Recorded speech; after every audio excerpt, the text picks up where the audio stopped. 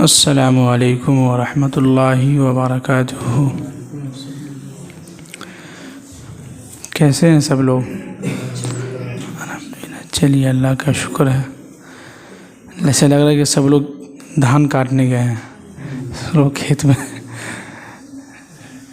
چلیے، الحمد للہ رب العالمین والعاقبۃ للمتقین والصلاة والسلام علی سید المرسلین وعلی آلہ واصحابہ اجمعین، اما بعد۔ اعوذ باللہ من الشیطان الرجیم، بسم اللہ الرحمن الرحیم۔ ومن احسن قولا ممن دعا الی اللہ وعمل صالحا وقال اننی من المسلمین ولا تستوی الحسنة ولا السیئة ادفع بالتي هي احسن فاذا الذي بينك وبينه عداوة كأنه ولي حميم۔ صدق اللہ العظیم۔ ایک مرتبہ سب لوگ جو ہے درود شریف پڑھ لیں۔ اللہم صلی علی محمد وعلی آل محمد کما صلیت علی ابراہیم وعلی آل ابراہیم انک حمید مجید۔ اللہم بارک علی محمد وعلی آل محمد کما بارکت علی ابراہیم وعلی آل ابراہیم انک حمید مجید۔ دیکھیے، اللہ کا لاکھ لاکھ شکر اور احسان ہے کہ اللہ نے ہم سب کو ایمان کی دولت سے نوازا ہے۔ یہ اللہ کا بہت کرم ہے۔ کیا ہے؟ یہ اللہ کا بہت کرم ہے۔ اور مزید اللہ نے احسان یہ کیا ہے کہ اللہ نے ہم سب کو جمعہ کی نماز جماعت کے ساتھ ادا کرنے کی توفیق دی اور کچھ دیر قرآن و حدیث کی بات سننے کا موقع دیا اللہ نے۔ اللہ کا بہت کرم ہے، اللہ کا احسان ہے۔ اس پر ہم جتنا بھی اللہ کا شکریہ ادا کیا جائے بہت کم ہے۔ کیا ہے؟ اس پر ہم اللہ کا جتنا بھی شکریہ ادا کریں بہت کم ہے۔ اللہ نے اتنی ساری نعمتیں دیا ہے، اللہ اکبر، بہت ساری نعمتیں دیا ہے۔ کیا ہے؟ بہت ساری نعمتیں دیا ہے۔ اس کو اگر ہم گننا چاہیں تو ان تعدوا نعمت اللہ لا تحصوها، اگر تم اللہ کی نعمت کو گننا چاہو تو تم گن نہیں سکتے ہو۔ بدن کے اندر خون کا نظام چل رہا ہے، پورا جسم جو ہے کام کر رہا ہے، پیٹ کام کر رہا ہے، پیٹ کے اندر کھانا جا رہا ہے، وہ ہضم ہو رہا ہے۔ یہ سارا نظام کون چلا رہا ہے؟ اللہ چلا رہا ہے۔ اللہ اکبر۔ اللہ ایک ہے اور بندے کتنے ہیں؟ نہ جانے کتنے بندے ہیں دنیا کے اندر، کتنے مخلوق ہیں۔ سب کا نظام کون چلا رہا ہے؟ ایک اللہ چلا رہا ہے۔ اللہ اکبر۔ تو اس پر ہم جتنا بھی اللہ کا شکریہ ادا کریں بہت کم ہے کہ نہیں؟ اس میں سب سے اہم کہ جمعہ کا دن ہے۔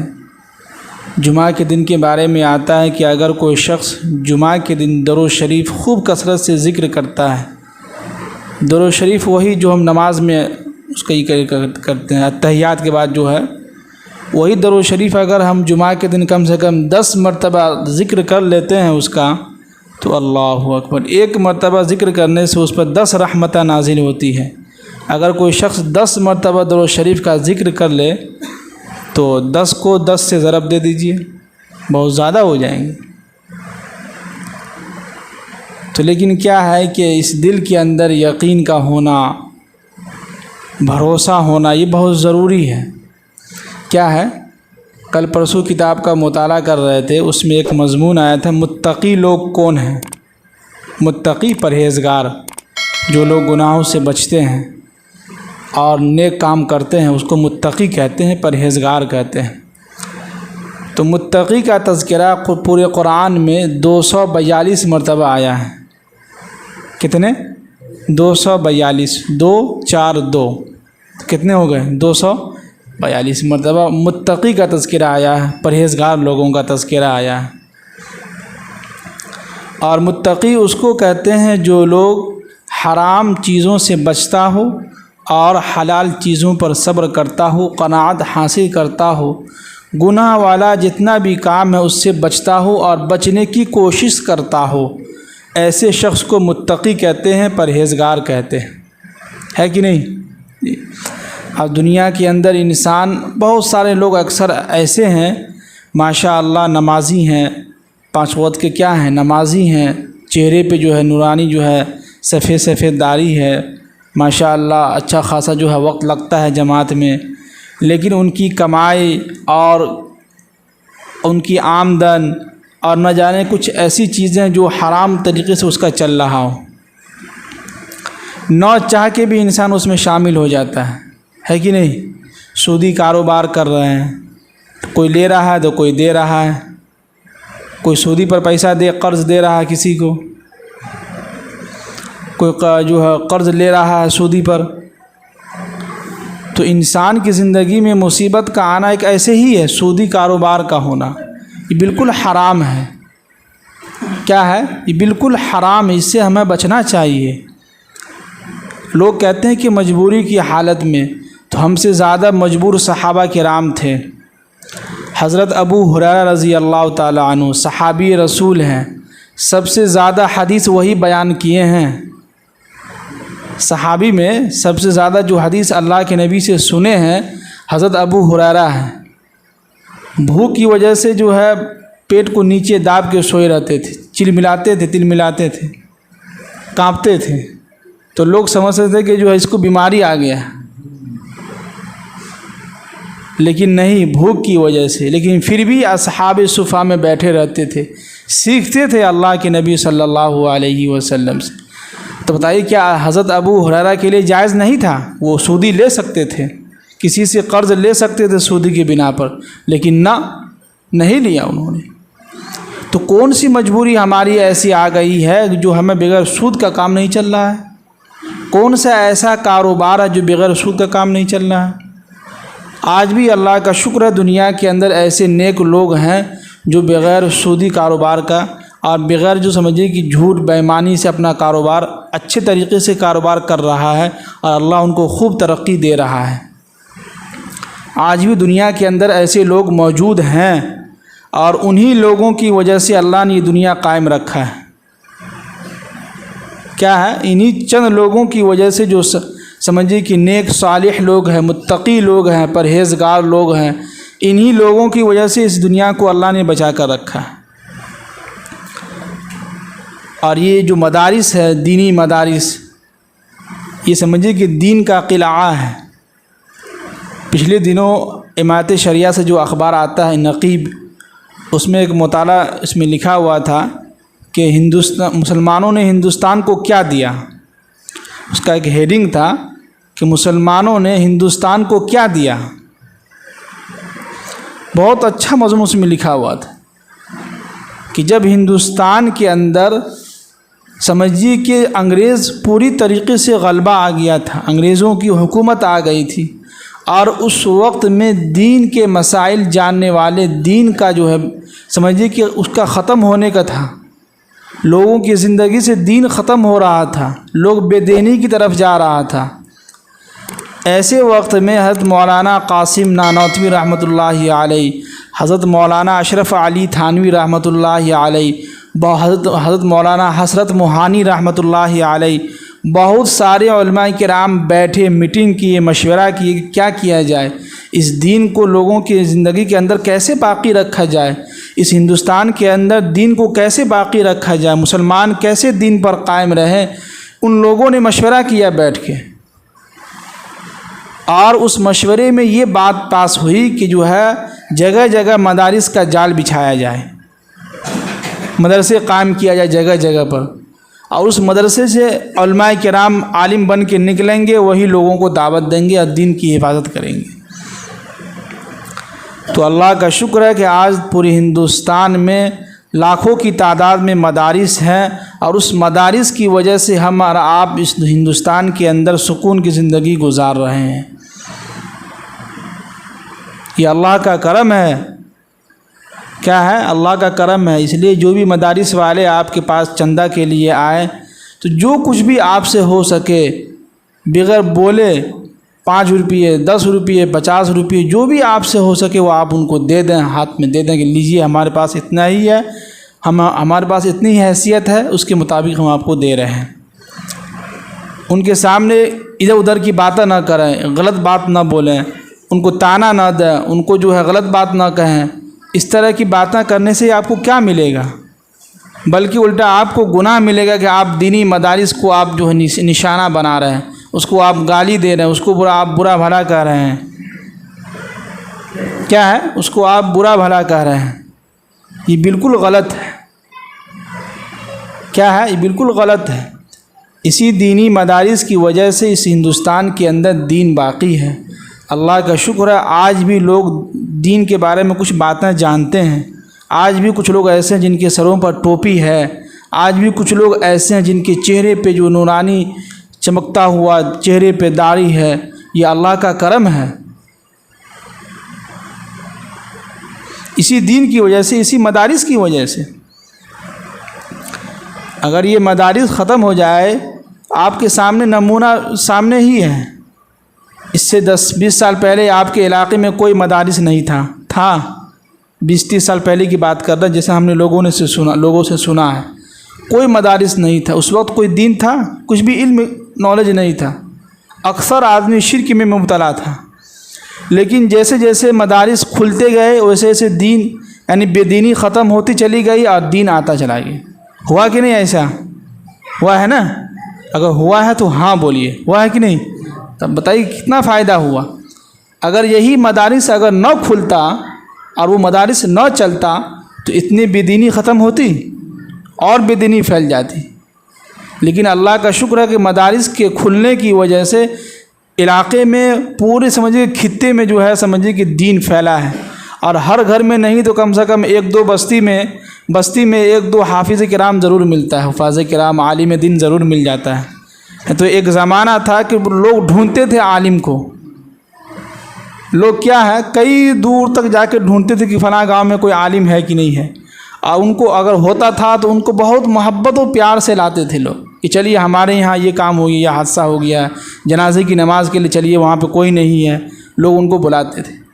لیکن آج اللہ کا شکر ہے ہر بستی میں، ہر مسجد میں، چھوٹی مسجد ہو یا جامع مسجد ہو، ہر علاقے میں آپ کو 1 نہ 1 2 3 علماء کرام آپ کو ملیں گے۔ یہ کس کی بدولت؟ اسی دینی مدارس کی بدولت، اسی دینی مدارس کی وجہ سے۔ یہ صرف ہم اپنے لیے نہیں کہہ رہے ہیں، کوئی بھی انسان، کوئی بھی مدارس کے اساتذہ کرام آپ کے دربار پر، آپ کے گھر پر پہنچے تو کوشش یہ کیجئے کہ آپ سے جو ہو سکے آپ چپ چاپ ان کو دے دیں۔ ہاں، آپ کا حق بنتا ہے کہ کہاں مدرسہ ہے، اس مدرسے کا نام کیا ہے، یہ مدرسہ کس جگہ پر ہے، یہ آپ پوچھ سکتے ہیں، آپ کا حق ہے۔ یہ کیا ہے؟ یہ آپ کا رائٹس ہے، آپ پوچھ سکتے ہیں۔ لیکن ان کو الٹا سیدھا نہ بولیں کہ خالی مدرسے کھولیں گے، مدرسہ جو ہے ایک بزنس ہو گیا ہے، اس طرح کی باتیں، یہ باتیں بالکل غلط ہیں۔ مدرسہ اگر بزنس ہوتا نا تو پھر یہ اتنی بے دینی ختم نہیں ہوتی جتنی تیزی سے بے دینی ختم ہوئی ہے اسی مدارس کی وجہ سے۔ وہیں پہ دیکھ لیجیے کتنے سارے اسکول بھی کھل گئے ہیں، ماشاءاللہ کتنی ترقی ہو رہی ہے۔ ہر گھر میں بچہ جو ہے اسکول جا رہا ہے، تعلیم یافتہ ہو رہا ہے، علم حاصل کر رہا ہے۔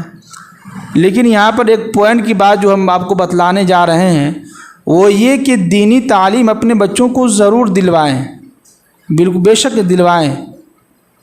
کیا ہے؟ یعنی دنیاوی تعلیم آپ ضرور دلوائیں، لیکن سب سے پہلے دینی تعلیم ہو، قرآن و حدیث کی تعلیم ہو۔ بچہ آپ کا جان جائے، آپ کا بیٹا آپ کے بیٹا کو معلوم ہو جائے کہ میرے نزدیک میرے ماں باپ کا کیا حق ہے، کیا ہے میرے نزدیک میرے ماں باپ کا کیا حق ہے، کیا حقوق ہے، یہ سمجھ جائے۔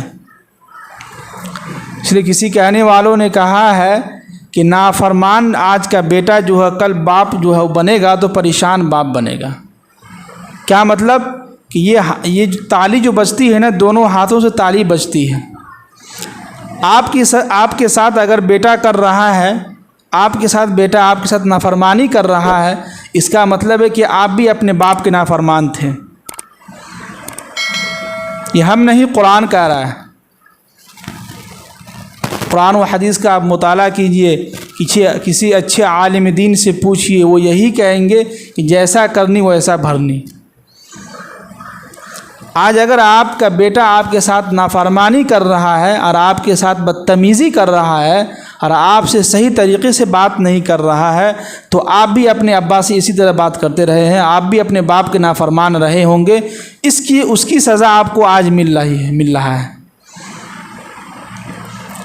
یہ ہو رہا ہے، لوگ شکایت لے کے آتے ہیں، بچوں کو سمجھائیے، جمعہ میں بیان کیجیے حقوق والدین پر، ماں باپ پر حقوق جو ہے وہ تو ہے ہی ہے، سب کو معلوم ہے، لیکن ہوگا وہی جو اللہ چاہے گا۔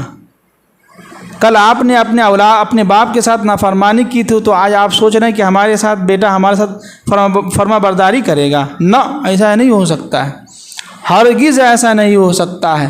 قرآن غلط بات کہہ نہیں سکتا۔ ہماری اور آپ کی، دنیا کے لوگوں کی بات غلط ہو سکتی ہے، لیکن قرآن اور حدیث کی بات بالکل غلط نہیں ہو سکتی ہے۔ کما تدینو تدانو، اللہ کے نبی کی حدیث ہے، کما تدینو تدانو، جیسا کرو گے ویسا بھرو گے۔ اس لیے آپ اپنے آپ کو دیکھیں، اپنے اندر دیکھیں خرابی کیا ہے۔ ضرور ہم اپنے باپ کے نافرمان تھے، جس کی وجہ سے آج ہمارا اولاد ہم سے نافرمانی کر رہا ہے، آج ہم کو جو ہے ہم سے بدتمیزی سے پیش آ رہا ہے، تو ضرور کچھ نہ کچھ خرابی ہے۔ لیکن کیا ہے کہ آج کے دور میں انسان اپنا نہیں دیکھتا ہے، کیا ہے، اپنی برائی لوگوں کو اپنی برائی جو ہے نظر نہیں آتی ہے، لیکن دوسروں کی برائی فوراً نظر آ جاتی ہے کہ فلاں ایسا، فلاں ویسا، فلاں ایسا ہے۔ لیکن کوشش یہ کریں کہ ہمارے دلوں کے اندر جو خرابیاں ہیں، ہم سے جو غلطیاں ہوئی ہیں، پہلے ہم اللہ سے معافی مانگیں کہ یا اللہ، ہم نے اپنی نادانی میں، جوانی میں ہم کو معلوم نہیں تھا، علم نہیں تھا، تو علم نہ ہونے کی وجہ سے ہم اپنے ماں باپ کی نافرمانی کرتے رہے تھے، نافرمان تھے۔ آج ہمیں علم ہوا ہے، آج ہمیں قرآن و حدیث کا علم ہوا ہے، معلوم ہوا ہے، تقریر ہم نے سنا ہے تو معلوم ہوا ہے، تو آج ہم آپ کے سامنے معافی مانگتے ہیں، توبہ کرتے ہیں پچھلے گناہوں پر، اور آئندہ ہم نیک کام کریں گے۔ نیک کام کرنے کا جو ارادہ کرتے ہیں، تو انشاءاللہ آپ کا بیٹا دھیرے دھیرے آپ کا فرما بردار بن جائے گا۔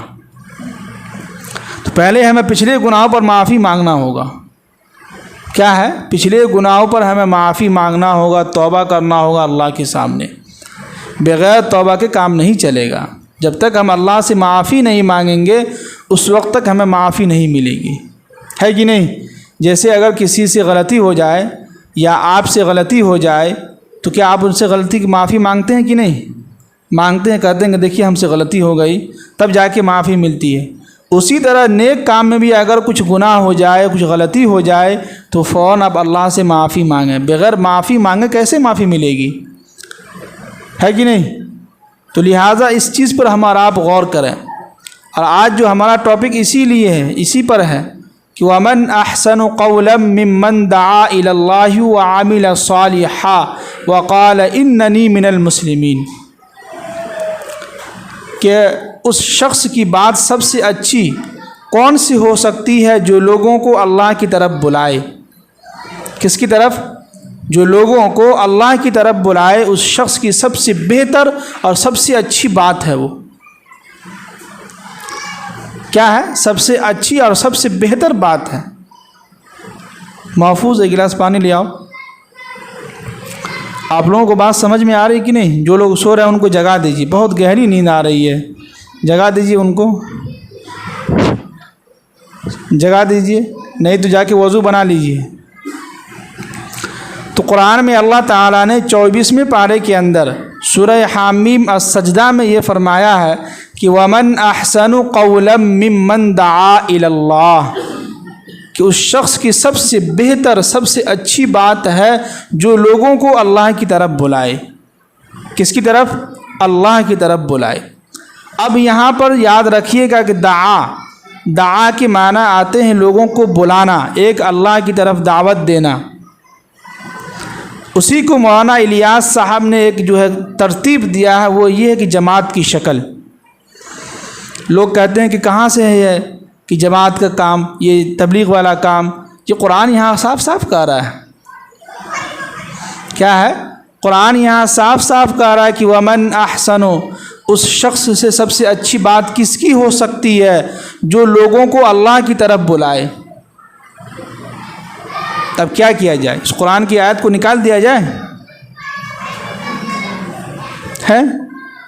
جبکہ قرآن یہ کہہ رہا ہے کہ اس شخص کی سب سے اچھی بات ہے جو لوگوں کو اللہ کی طرف بلائے۔ تو اللہ کی طرف کون بلاتا ہے؟ ایمان والا بھائی نے بلاتا ہے ایک دوسرے کو۔ جو بھائی مسجد سے دور ہے ان کو قریب کیا جاتا ہے، جن کا ایمان کمزور ہے ان کو اس جماعت میں نکال کے ایمان سیکھتا ہے۔ کیا ہے؟ اسی کو مولانا الیاس صاحب جو ہے سمجھ، پہلے تو مدارس ختم ہو رہے تھے تو مولانا صاحب تمام علماء کرام بیٹھ کے دین جو ختم ہو رہا تھا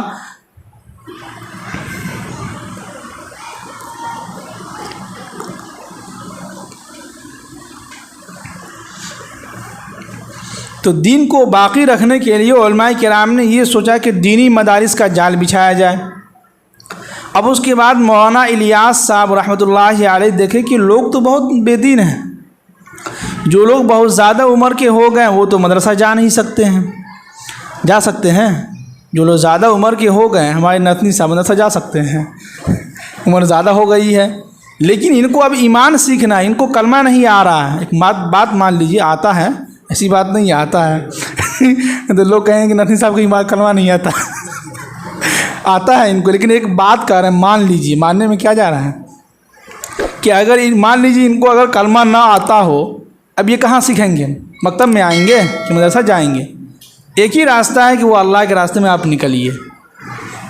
کتنا اچھا، سب سے بہترین راستہ، جس میں جان بھی لگ رہا ہے، مال بھی لگ رہا ہے، وقت بھی لگ رہا ہے، سب کچھ لگ رہا ہے، خدمت کرنے کا موقع ملتا ہے، کھانا بنانا بھی آدمی سیکھ لیتا ہے۔ کبھی اگر بیوی بیمار ہو جائے تو آدمی اپنے سے کھانا بنا سکتا ہے کہ نہیں؟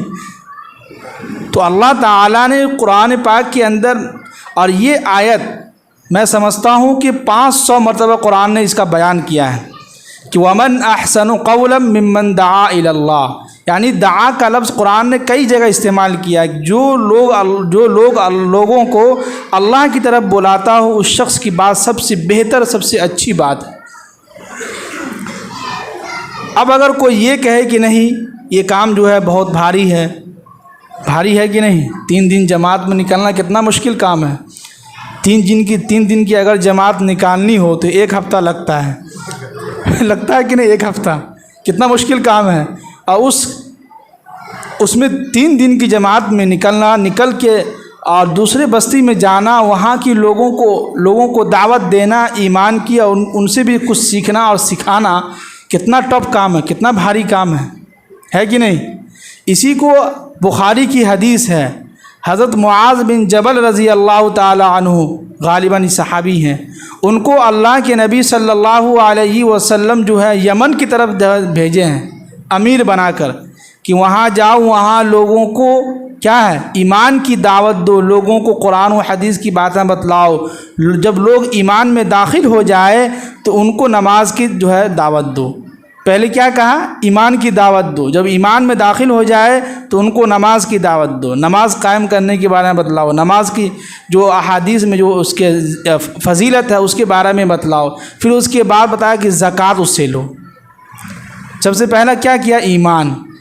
تو آج کے دور میں اگر کسی ایمان والے بھائی سے اگر ہم مل رہے ہیں تو کوشش یہ کریں کہ پہلے اس کو ایمان کی موٹی موٹی باتیں بتلائیں کہ ایمان کیا ہے، ایمان کس کو کہتے ہیں، ایمان کس پر لانا ہے، یہ سب سے اہم ہوتا ہے کہ نہیں؟ اسی ایمان کے ساتھ ساتھ یقین بھی ہے۔ کیا ہے؟ ایمان کے ساتھ ساتھ یقین بھی ہے، اور یہی جماعت کے اندر یہی چیزیں سکھلائی جاتی ہیں، ایک ایمان، دوسرا یقین، جس کو بھروسہ کہتے ہیں، ہے کہ نہیں؟ آج ہم لوگ مسلمان ہیں لیکن بھروسہ کسی اور پر ہمارا ہو گیا ہے کہ نہیں؟ جیسے کہ ایک مرتبہ جو ہے ایک مسلمان جو ہے بیٹھا ہوا تھا، وہیں پر غیر مذاہب کا آدمی جو بیٹھا ہوا تھا، تو کہہ رہا تھا کہ جو ہے دیکھیے نا کہ ہمارے گھر میں کوئی کچھ کر دیا، ایسا لگتا ہے کہ کوئی کچھ کر دیا جس کی وجہ سے ہمارے گھر میں پریشانی ہے، بیماری ہی بیماری ہے۔ تو وہیں پر ایک غیر مذاہب کیا کہہ رہا ہے، مرد کہیں جھوٹ کائے کے لیے بول رہے ہیں، آدمی کرتا ہے سب کچھ، اوپر والا کرتا ہے کہ آدمی کرتا ہے؟ سب کچھ کون کرتا ہے؟ اوپر والا کرتا ہے، بھلے وہ اللہ نہیں بولتا وہ الگ بات ہے، لیکن اشارہ تو کرتا ہے اوپر والا کی طرف۔ تو بتائیے کہ ایمان کس کا پکا ہے؟ ایک غیر مذاہب کا نا ایمان پکا ہے، ایک ایمان والا مسلمان بھائی وہ کہہ رہا ہے کہ کسی نے کر دیا ہمارے گھر پہ، یہ بالکل غلط بات ہے۔ آج لوگ بہت پریشان ہیں، اتنی سمجھیے کہ جہالت ہے، ہم کو لگتا ہے کہ سمجھ میں نہیں آتا ہے کہ بھائی یہ لوگ یقین کیسے کر لیتے ہیں ایک دوسرے پر کہ فلاں کی وجہ سے ہم کو ہو گیا ہے، فلاں کچھ کر دیا ہے، فلاں کچھ کھلا پلا دیا ہے۔ جیسے کہ پچھلے مہینے ایک عورت آئی ہوئی تھی کہیں سے، پتہ نہیں، کہہ رہے تھے کہ دیکھیے نا میری بیٹی کو جو ہے کو کچھ کھلا دی ہے، کھلا پلا دی، جس کی وجہ سے ہمیشہ وہ عجیب طرح کرتی رہتی ہے۔ اب اس میں لوگوں کے بس میں ہے یہ کام؟ یہ تو اللہ کے حق میں، اللہ تعالیٰ جو کرتا ہے بہتر ہی کرتا ہے، اللہ تعالیٰ ہی کرتا ہے۔ نفع اور نقصان کا مالک کون ہے؟ اللہ ہے۔ لیکن کیا ہے، یقین ہمارا خراب ہو چکا ہے۔ اسی ایمان اور یقین کو بنانے کے لیے ہمیں اللہ کے راستے میں نکلنا ہوگا۔ کیا ہے؟ ہمیں اللہ کے راستے میں نکلنا ہوگا۔ اور ایک چیز یہاں پر یاد رکھیں کہ دعوت و تبلیغ والا کام ہر ایک امت پر ذمہ داری اور فرض ہے۔ اس لیے کہ پچھلے مرتبہ جو ہے کل پرسوں مدرسے میں میٹنگ تھی، آپ شاید نہیں تھے امتیاز صاحب، تو اس میں ایک ساتھی آئے ہوئے تھے، جماعت کے ساتھی تھے، تو کہہ رہے تھے کہ ہمارے مسجد میں ایک مفتی صاحب بیان کر رہے تھے، کہہ رہے تھے کہ ممبر میں بیٹھ کے کہ میں قسم کھا کے کہتا ہوں یہ دعوت و تبلیغ والا کام آپ لوگوں کا نہیں ہے، یہ علماء کرام کا ہے۔ اب مان لیتے ہیں ایک منٹ کے لیے، لیکن اگر قرآن تو پھر یہاں کہہ سکتا تھا نا کہ ومن احسن قولا ممن دعا الی اللہ وعلماء، قرآن کہہ سکتا تھا کہ بھائی یہ کام دعوت و تبلیغ والا کام علماء کا ہے، جبکہ قرآن نے کہیں نہیں کہا ہے۔ آپ قرآن و حدیث کو غور سے ایک دم نرم لہجے میں اگر اچھے طریقے سے اگر آپ مطالعہ کریں گے دین کا، تو آپ کو بہت کچھ سیکھنے کو ملے گا۔ کیا ہے، ہر آدمی غصے میں ہی ہے، ہر آدمی سوچتا ہے کہ یہ کیسے ہو گیا، یہ کیسے ہو گیا۔ بھائی یہ دعوت و تبلیغ والا کام کسی ایک کا کام نہیں ہے، یہ کسی ایک فرقے کا کام نہیں ہے کہ جماعتی والا ہی جماعت والا کام کرے، نہ نہ نہ نہ، یہ ہر ایک انسان کی، ہر امت کے اوپر ایک ذمہ داری بنتی ہے کہ وہ ایک دوسرے کو ایمان کی دعوت دے۔ اس لیے تو قرآن کہہ رہا ہے کہ وہ عامل صالحا، جو شخص ایمان لانے کے بعد نیک اعمال کرتا ہو، اور وقال اننی من المسلمین، اور وہ یہ کہتا ہو کہ میں فرما بردار ہوں، میں مسلمان ہوں۔ یہاں پہ ہونا چاہیے کہ کرتا کہ میں علماء ہوں، نہیں، قرآن نے کہا کہ وقال اننی من المسلمین، میں مسلمان ہوں، میرے اوپر ذمہ داری ہے کہ ایک دوسرے کو دعوت و تبلیغ والا کام کرے۔ ہر آدمی اپنی طرف سے یہ ذمہ داری لے لے تو انشاءاللہ کسی ایک کی ذمہ داری نہیں ہوگی یہ۔ اس لیے یہ اب پیغام دینا چاہتے ہیں، آپ لوگ سے بھی کہتے ہیں کہ اگر کوئی یہ کہے کہ یہ کام صرف علماء کرام کا ہے، تو ان سے آپ محبت سے کہیں کہ آپ کے پاس کیا دلیل ہے، آپ کے پاس کیا دلیل ہے، کوئی دلیل دیجیے۔ جبکہ قرآن کہہ رہا ہے کہ ومن احسن قولا ممن دعا الی اللہ، اسی کو قرآن نے 13ویں پارے میں کہا کہ قل ھذہ سبیلی ادعو الی اللہ۔ کیا کہہ رہا ہے؟ قل ھذہ سبیلی ادعو الی اللہ۔ یہاں پر بھی علماء کرام کا تذکرہ نہیں آیا۔ اس کو قرآن کہتا ہے 26ویں پارے کے لاسٹ صفحہ میں کہ ادعو الی ربک بالحکمۃ والموعظۃ الحسنۃ وجادلھم باللتی ہی احسن۔ یہاں پر بھی جو ہے امت کا ہی تذکرہ کر رہا ہے، مسلمان کا ہی تذکرہ کیا جا رہا ہے، ایمان والوں کا ہی تذکرہ کیا جا رہا ہے۔ تو یہ کام جو ہے کہ ومن احسن قولا ممن دعا الی اللہ، یہ ہر ایک فرد کی، امت کے ہر ایک مسلمانوں کی اور ہر ایک امت محمدیہ کی ایک ذمہ داری ہے کہ وہ لوگوں کو اللہ کی طرف بلائے۔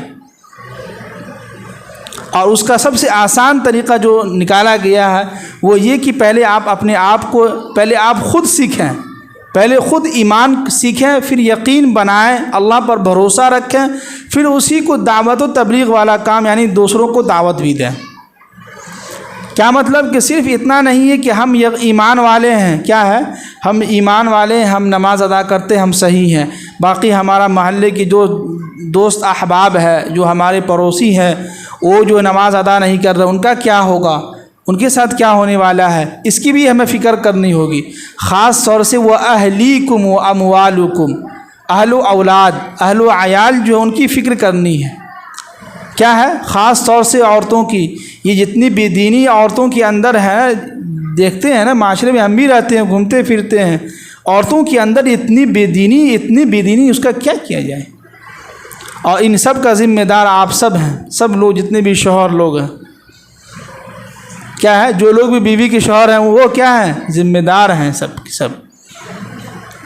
اسی کا سب سے آسان طریقہ کہ گھر کے اندر پابندی نہ ہو سکے تو آپ دیکھیے کہ اکثر مسجد میں اور شہروں کے اندر ایک انتظام بنایا گیا ہے کہ کم سے کم جمعہ کا دن ہو یا 5 وقت کی نماز کی پابندی عورتوں کی ہو جائے، یہ بہت ضروری ہے۔